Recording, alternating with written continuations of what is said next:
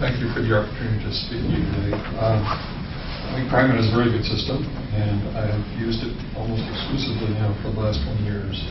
And again, the changes will not affect me because I'm over 65. So, but again, I'm very much concerned about the people that I see on the bus, and just in general the system.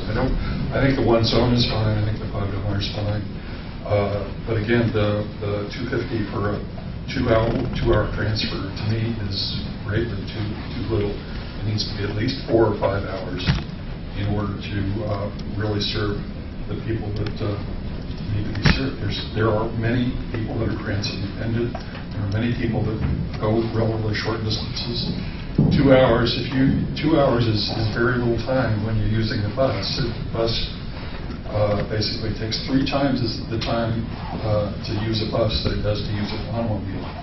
So again, most people that use that two-hour transfer are going to go someplace, and they aren't going to be able to get back without getting another $2.50 ticket. So what's the point?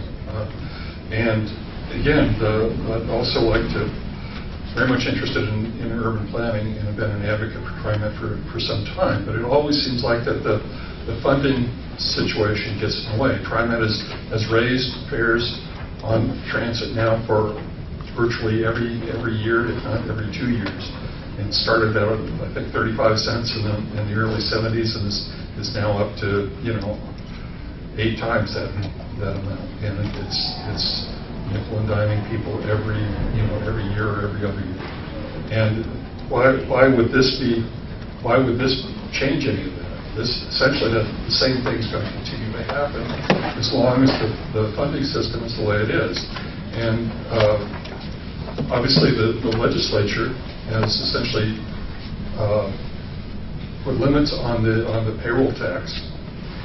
So that's not really available to increase, although it does increase in a very small amount every year, or will for the next few years. But so that basically leads to fares, and the fares basically then hurt the people least able to afford it. And there's a lot of people, low-income people, that don't have jobs, that are short of food, short of health care, don't have health care. Just lots of needs out there in transit. Those are the folks that are dependent on transit, and so this basically doesn't work for them. Thank you, Mr. McGillivray.